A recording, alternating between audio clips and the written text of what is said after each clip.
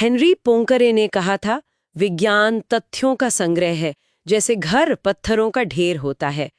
पर तथ्यों का संग्रह उतना ही विज्ञान है जितना पत्थरों का ढेर घर।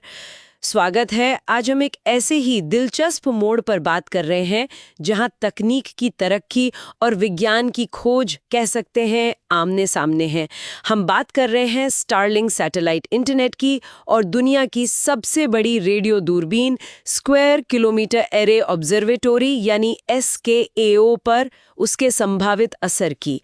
ये चर्चा ABC में छपे एक लेख पर आधारित है और हाँ, UPSC मेंस और प्रीलिम्स के लिए खासकर साइंस एंड टेक सेक्शन में ये टॉपिक काफी अहम हो सकता है। बिल्कुल। तो SKAO ये पश्चिमी ऑस्ट्रेलिया में बन रहा एक बहुत बड़ा अंतर्राष्ट्रीय प्रोजेक्ट है। हाँ, और इसका लक्ष्य है ब्रह्मांड के उन शुरुआती अरबों सालों को देखना, है ना, जब पहले तारे और गैलेक्सीज बन रहे थे। जी हाँ, बिल्कुल। लेकिन एक नई स्टडी आई है जो थोड़ी चिंता जता रही है। अच्छा, कर्टन यूनिवर्सिटी की स्टडी। हाँ, डायलन ग्रिग की। उन्होंने आसमान की मतलब करीब 7.5 करोड़ तस्वीरें लीं 7.5 करोड़? बाप रे! और पाया कि हजारों स्टारलिंक सैटेलाइट से एक तरह का अनचाहा रेडियो शोर निकल रहा है। शोर? कैसा शोर? ये वो शोर है जो SKAO के काम में, खास तौर पर उसके SK लो वाले हिस्से के काम में दिक्कत पैदा कर सकता है। SKLO, ये वही है जो बहुत कमजोर सिग्नल पकड़ने वाला है? हाँ, बिल्कुल। बेहद धुंधले दूर के सिग्नल। और दिलचस्प बात यह है कि ये शोर सैटेलाइट के इंटरनेट सिग्नल वाला नहीं है। तो फिर कहां से आ रहा है ये? ये उनके अंदर के इलेक्ट्रॉनिक्स से आ रहा है। इसे कहते हैं अनअपेक्षित विद्युत चुंबकीय विकिरण या UEMR। UEMR, अनअपेक्षित, मतलब इंटेंशनल नहीं है? नहीं, बिल्कुल नहीं।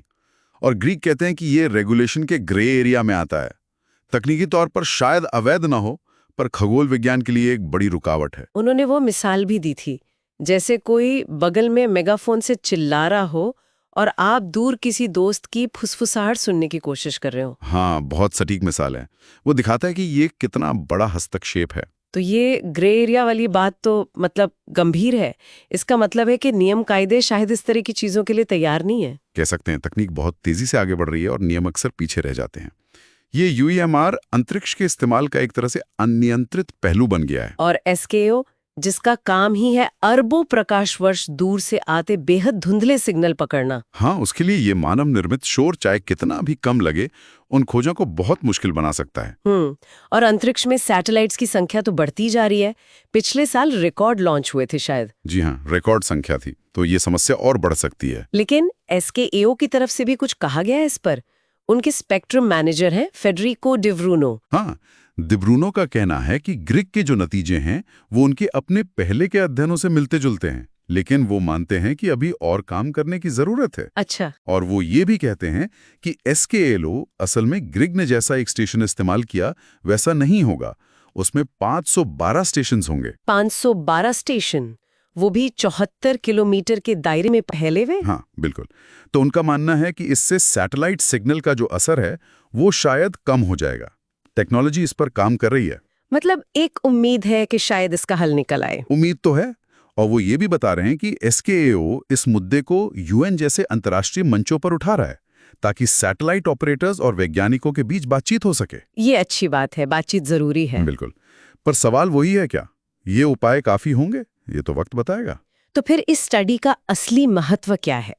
प्रोफेसर स्टीवन टिंगे, जो अंतर्राष्ट्रीय रेडियो खगोल विज्ञान केंद्र के निदेशक हैं, वो इसे कैसे देखते हैं? प्रोफेसर टिंगे का कहना है कि ये स्टडी एक बहुत महत्वपूर्ण बेसलाइन सेट करती है, मतलब एक शुरुआती पैमाना। अच्छा, जिससे हम भविष्य में तुलना कर सकें। हाँ, कि स्थिति सुधर रही है, बिगड़ रही है या शोर और बढ़ रहा है।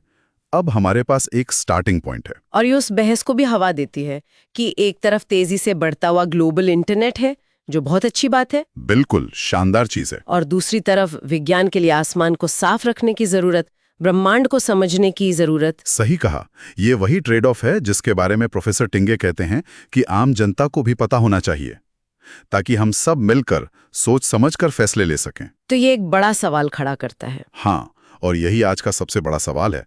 जैसे जैसे हमारी गतिविधियां अंतरिक्ष में बढ़ रही हैं, खासकर पृथ्वी की निचली कक्षा में, जहां ये सारे सैटेलाइट्स हैं, हाँ, वो काफी भीड़-भाड़ वाली जगह बनती जा रही हैं। तो हम ये संतुलन कैसे साधेंगे तकनीकी तरक्की और मौलिक वैज्ञानिक खोजों की सुरक्षा के बीच? ये सवाल सिर्फ खगोल विज्ञान का नहीं है, बल्कि हमारे साझा अंतरिक्ष के भविष्य का है। बिल्कुल।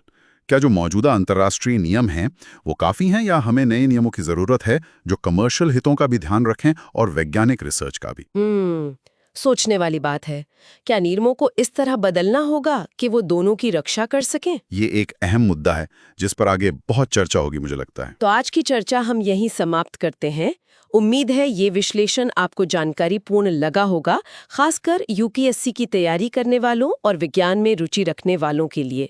अगर कोई सवाल या विचार हो तो नीचे कमेंट्स में ज़रूर बताएं। और हाँ, कृपया लाइक और सब्सक्राइब करें।